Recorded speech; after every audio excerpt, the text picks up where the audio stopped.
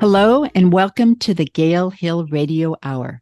I'm your host, Kate Jones, here with two prolific writers, both on their own and as collaborators on the Haunted series. One is a world traveler, mother, wife, and wild heart who writes edgy and suspenseful fiction that's influenced by nature magic. The other holds graduate degrees in engineering and business. Yet her lifelong love affair with British murder mysteries inspired her toward a literary career. Of course, there's much more to Bibiana Krall and Veronica Cline Barton than those short descriptions, but that will do for now because we have some haunting to get into. Welcome to the show, Bibiana and Veronica. Thank you. Thank you, Kate. So happy to have you here. We're doing this interview in late October, so we must talk about the Haunted series, otherwise known as Haunting Stories That Take You Places. What do you mean by that? Veronica, you want me to take this one? Yeah, go ahead. I'm sorry. All right. Haunting Stories That Take You Places. Basically, the concept is that when you read one of these collections, or hopefully all of these collections, you will immerse yourself in story so deeply that you will feel, taste, sense, smell, and everything where we're taking you in these stories. And these stories are written around the world in all sorts of cool, sometimes exotic, sometimes not so exotic locations. But you are going to be haunted. You're going to experience mysterious things, and you are going to travel the world with us in these stories. Well, I think from our travels, Bibiana has traveled quite a bit, and I have too. And I thought when we put the series together, it was right as the lockdown started with the pandemic. And we really, there was no traveling or very limited traveling at the time. And so we just felt it important. We wanted to at least share some of our travel experiences and kind of twist them in the haunted stories, of course. But we just felt that was an important element to bring out, during the times. No kidding. I think so. That is amazing to me that you started this right before the pandemic, and now you have 4 in this series. How'd you do that? Well, it's been 4 years of lockdown, but Yeah. We began this. I actually got to meet Bibiana in person in Savannah in January of 2020. So right before the lockdowns occurred and, before the world shut down. And Bibiana and I had been friends on Twitter at the time and, had started to call each other and we talked. And so we just, my husband and I planned a Southern road trip and happened to meet up with Bibiana and her husband in person. And it was just fabulous. And one early morning, sitting at the Kessler Mansion, which used to be a mortuary, we sat down and we were just talking about maybe we should write a book together. We have very, very different backgrounds and styles, but it was just something that kind of, the seed was planted in Savannah, but then when the world, just started closing and stuff, we had some more conversations and decided, let's do this, and do something hopefully productive in very uncertain times, I guess. Anything you want to say about that, Bibiana? Yeah, I think as far as like doing it, when we made the decision to write this book together, we were rebelling against sort of hopelessness, rebelling against feeling, locked down, because literally we did not begin writing these stories until the world was on lockdown, official lockdown. And she and I both were bouncing off the walls. I had 2 teenagers at my house, a rescue cat, my husband who usually travels, and I was losing my mind. All my quiet time was gone. And Veronica would call me on the phone in the morning, and I was just like, I got to do something or I'm going to lose my mind. And not because of all of the things that were going on in the world. Yes, very scary. All of that was really scary. but my creative time had shrunk to almost zero. And I needed something to focus on. So when we made this decision to write the first book, we both were like, well, this will last 3 months, 6 months. We'll write this book. It'll give us something to do. It'll be fun. It'll be cool. And it did really well. It came out in September of 2020. So we basically started writing it in May, and we had that book out in September, which is, hyper speed for any kind of book. But we thought the pandemic would be over by then. So this series was not a planned series. And as we're, sort of following the breadcrumbs, we realized it's not going to be over in 2020. So we decided to write another one. And we're like, oh, well, it'll be over. And we still hadn't really turned it into a series at that point. But we started getting an inkling, I think, in 2020, about mid-2021, that we had been extremely hopeful about the length of time that we might have to basically create and to do these things, and maybe our inability to go and travel and do the things we were used to doing before the pandemic. So we just kind of bolted down, and we had a very strong idea in our minds about how long the story should be, what kind of structure we were going to put in it. And we followed that recipe that we created in the first book. And that's really how it rolled into a series very effortlessly, because we had a format, a beautiful format that worked. And that's what we used the second year, the third year, and this is our fourth year right now. So terrific. So I just want to ask you, what is the appeal of scary stuff? I mean, you were doing this in a scary time. So what is the appeal of the paranormal, anything that's kind of scares you for you and for people in general? In other words, what do we get out of these kinds of stories? Well, I think it's an escape. I mean, I know I've always loved them. I grew up, back in the dark ages with Twilight Zone, that's still in black and white, and then, merged into Night Gallery and, just some of those old TV series and the movies. And it was just something that I always gravitated to and just really enjoyed. And I think by, we kind of schedule our release usually on Labor Day. So it gives us like the month of September and October. Everybody's getting in the fall mood, and, lots of discussions on Halloween topics and that. And I think, it's an escape in a way, and it's time to, just kind of focus on the season and, just things that really, kind of scare you, but entertain you, I guess. So, Bibiana, do you want to? Well, I'm just going to go all in. I grew up in a haunted house. And the haunted house I grew up in was not haunted to my parents because of our religious beliefs. So apparently, if you're Catholic, you don't believe in haunted houses, or at least you're not supposed to talk about haunted houses.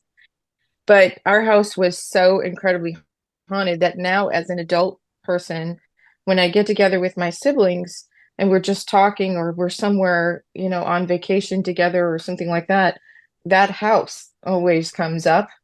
And the things that we experience in that house always come up. And there's always things that are very similar to my experiences I've never told anybody about. And there are other things that never happened to me that happened to someone else that they never told anybody about. So, you could say this is group psychosis, but if we're all having different things happen to us, I'm not sure how that works. But this place was abandoned in the late 1800s, and it had been part of an enormous farm system. I grew up in Michigan, and in this farm system, you had like the mom's house, the grandparents' house, the hired hand's house, so on like hundreds and hundreds of acres. And this house had been abandoned for a long time when the grandmother passed away, and my parents bought it for almost nothing, in the 1950s, early 1960s, and they refurbished it, and cleaned it out because it had been empty for, gosh, I don't know, 45, 50 years. So who knows what was going on there during that time. It was so abandoned that walls had caved in and like nature was taking it over. So they got it for like 10 cents plus the land or something. I don't know. But anyway, to me, the scary stories, I have a combination of things. Yes, they're entertaining, but they also, at least the way I try to write them, is I try to teach people to listen to their intuition. I try to teach people to be brave when they're afraid. And honestly, during that pandemic, I think we all needed a lot of help with that. But and still today, we need a lot of help with that. But I think the paranormal, just in general for me, is that there's a lot of things in the world, a lot of things that all of us have experienced that we can't explain with science or religion or logic. And that's where, to me, the paranormal comes in. It's like sort of chasing the shooting star, or chasing the mist through the cornfield, and trying to figure out where it came from, or if it wants to leave us a message. And maybe it doesn't. Maybe it's just nature, but maybe it is something else. And that's always been my quest to find out. I'm a curious person. Ooh, I like that. There are 6 short stories in each book, connected by a common theme. Please describe the books and talk about what readers encounter in each one of them. Veronica, you want to do the first 2 and I'll do the last Sure. 2? Yeah. I think in Hearth Fires, the theme was you'll see like the Ouija board on the cover, and the stories were not didn't directly involve people sitting around a board and the happenings there, but they were somehow referenced in each of the stories. And so I had with mine, out of the 6 stories, we have 5 kind of really serious, haunting, paranormal stories, and 1 kind of oddball story. And I usually write I do write the oddball story. So, we went from a really ghostly tale in Louisiana, and then I had a shopkeeper near Salem, Massachusetts, which is where my ancestors landed. So maybe have a little bit of witch in me somehow. And then we went to Scotland and, had the mystic and magic of the Highlands, if you will. Bibiana's stories, she started out with a really serious ghost story set in Savannah, and went to Big Sur, which was one of the last places we went before lockdown and stuff. So she got to see that. And then we went to Paris and, had all kinds of fun activity there. Well, maybe not so fun for the main character there, but the main thing too was just, you have all this eclectic group of stories and locations, and the characters are very different and what have you. But, we had the theme of, this Ouija kind of experience, and, you do make contact, with others, or you have strange occurrences that happen during the stories. And so you kind of, wrestle with that. And then with Tangled Webs, which is our second story, and that has Bibiana takes us to Canada in Jasper, so up near Lake Louise, I guess, and Jasper Lake. Yep. And we go to Italy with a story, Ragno Dezante, which is just an incredible tale that has a twist ending that you will not forget.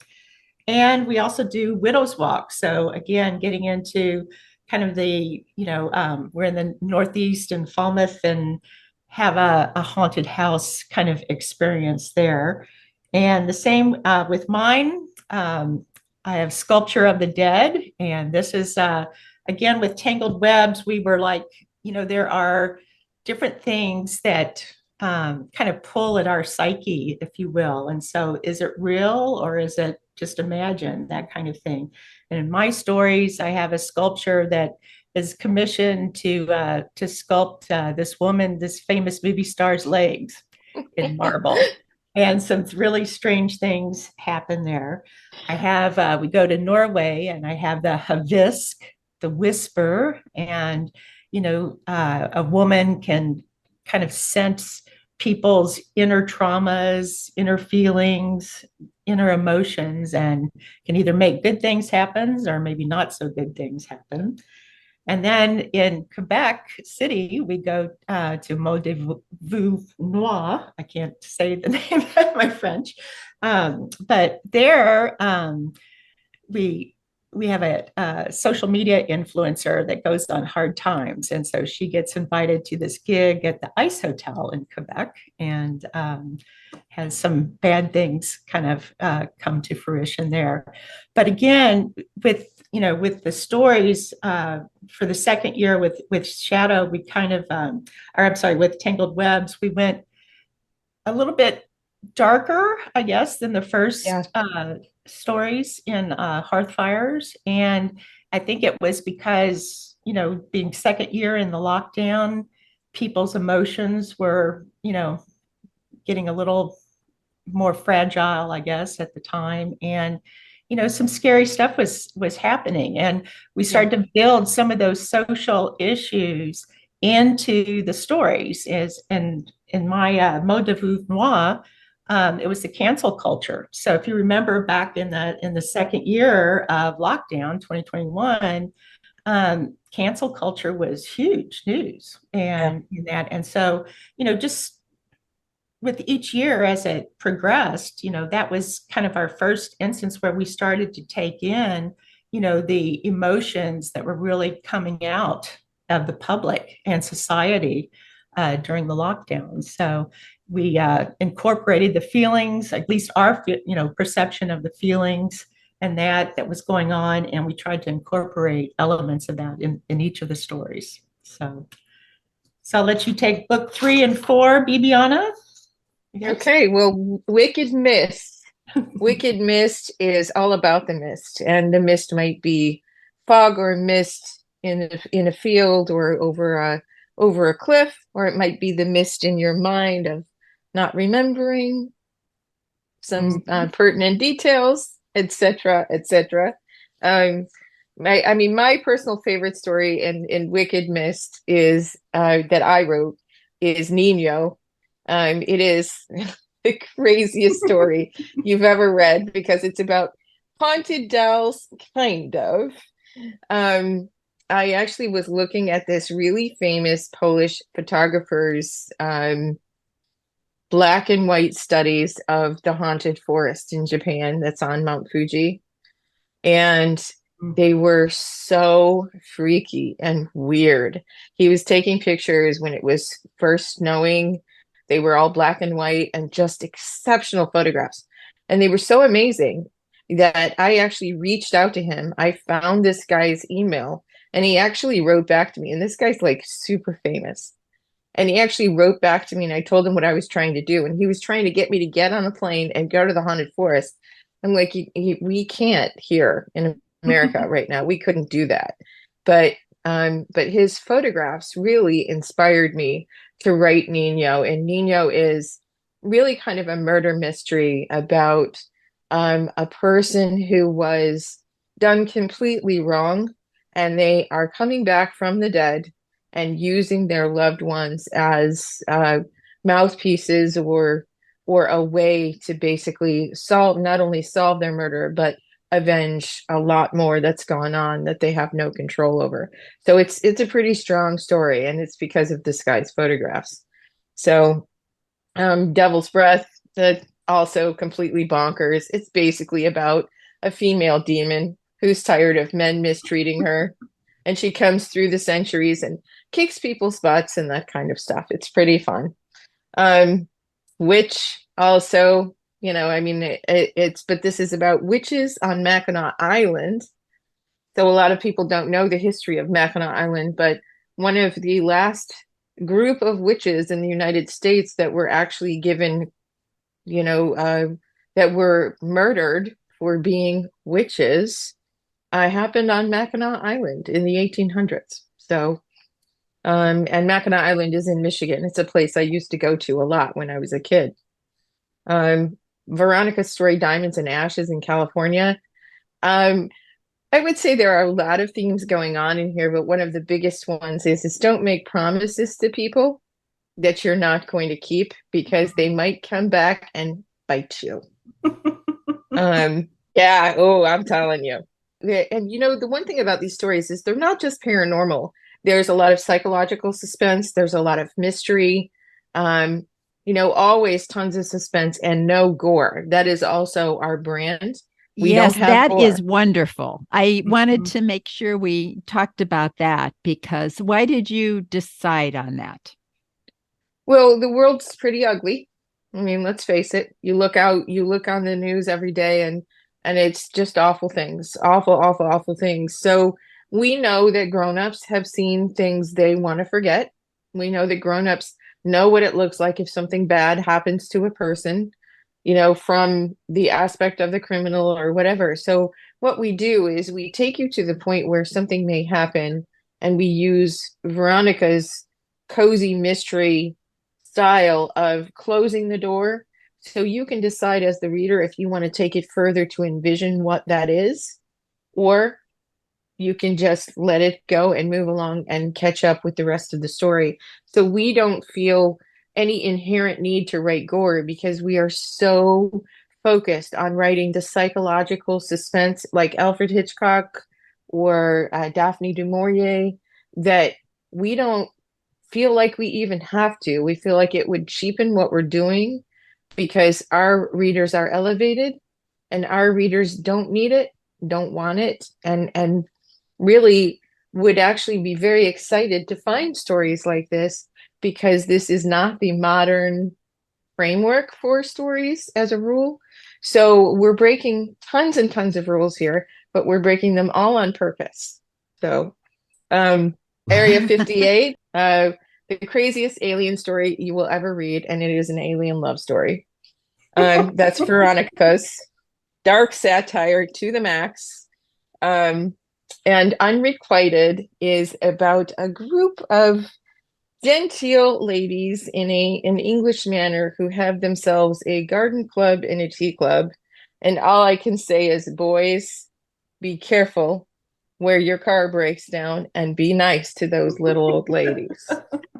So that's Wicked Mist, correct? That is And Wicked Mist. Somewhere I read on your site that you want people to know about that book. And so why is that? Is that a favorite of yours because of any aspect of it? Well, the Wicked Mist, I think one of the reasons that I just really love Wicked Mist is Wicked Mist, like Hearth Fires, we wrote just as almost as an experiment to see if we could collaborate and to do something creative. Tangled Webs was more of a focus, like we need to go a little harder, we need to stay in these lines, that sort of thing. But when we got to Wicked Mist, it was a little bit more supercharged on all fronts. And I think it's because we had all been locked up with our, rescue cats and our teenagers for 2.5 years by then. And it's like, you have to let all that energy go somewhere. And it certainly went into Wicked Mist. Mm-hmm. So Wicked Mist is, it was a grand prize winner in a book competition. And I'm super proud that it happened. I still can't believe it happened. But, it's a couple frequencies higher. That's all I can say. It really is. It's just sounds good. Yeah, I love Wicked Mist. But and the last book, Shadow Reflection, this year's, it is about looking back. It's also about looking in the mirror and being honest or being dishonest. And it's about the things that you see in the distance and the things you don't see in the distance. So it's got a lot of symbolism to it. The first story, White Raven, is about the first woman who climbed Mount Kilimanjaro. and something supernatural happens to her on the mountain.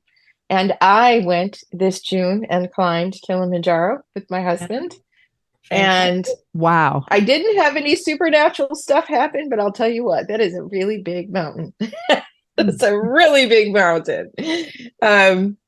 But I wanted to be very authentic in how I described the mountain, how I described how she was feeling, and some of the same feelings that the main character, Truda, is feeling, I was feeling, because once you get above about 10,000 feet, your lungs start compressing. It gets hard to breathe. It gets hard to walk.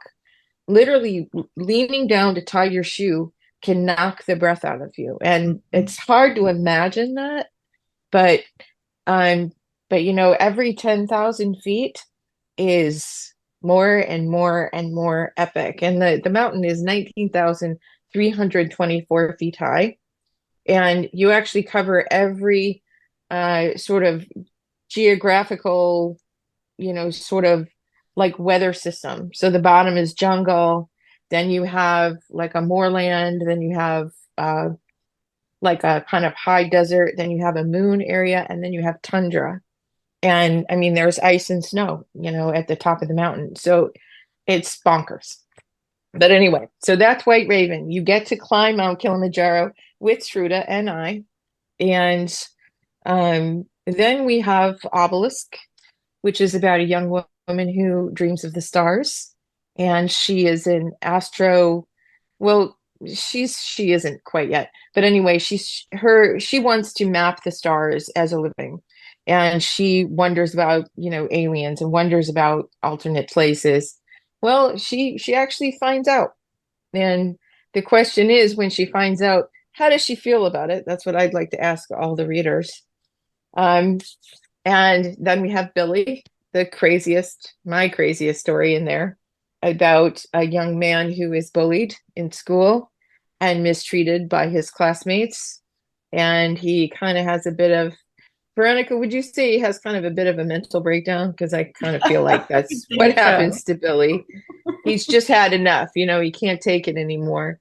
And he goes and he commits some very violent things. And when that happens, it alters his energy and he becomes something different. So that's a pretty scary one. Then we have Mask by Veronica, where we are in Alaska, and we are in Alaska in the late 1800s. Is it late 1800s? Yeah. Late 1800s. Yeah. Mm-hmm. And we are walking with a sea captain's wife who's feeling bereft and spurned, and she doesn't like it up there. She doesn't really belong up there. And some things go on that make her see things in a different kind of way. And oh boy, she's messing with some forces that she didn't quite come prepared for. And that's all I'll say about Mask. But it's quite something. And then flip side, we're in the woods. We're in Moon Lake, I believe. Mm-hmm. We're in Moon Lake, and we have a woman who is saying goodbye to a beautiful relative who happens to have this amazing haven in the woods. And the haven is magical and it's enchanted. And what it's enchanted by, I won't say, but it is a really unusual story. And it has a lot to do with parallel universes, sort of what you can see and maybe what you can feel versus what you can feel. But anyway, it's a really neat story. And the final story is the fun one by Veronica. That is a really, I would say, a dark comedy, dark satire about a witch and the Queen of Christmas, or AKA Santa's wife, who are basically duking it out with each other, kind of like the Housewives of Orange County. So, and it's pretty fun because you have Christmas versus Halloween. So it's this great story that sort of fills the spaces in between Halloween and Christmas, when we're all supposed to put turkeys up on the wall, but some of us don't. and we either stay in that Halloween mode or we start decorating for Christmas. So it's just got these great vibes. It's really fun.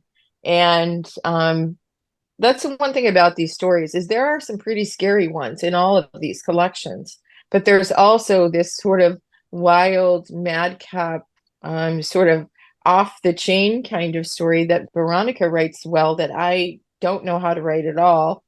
And there's one of those in every single collection, which really kind of lets off the brakes. It lets some of that steam out so that you can, sort of get that balance again, and then you can go forward.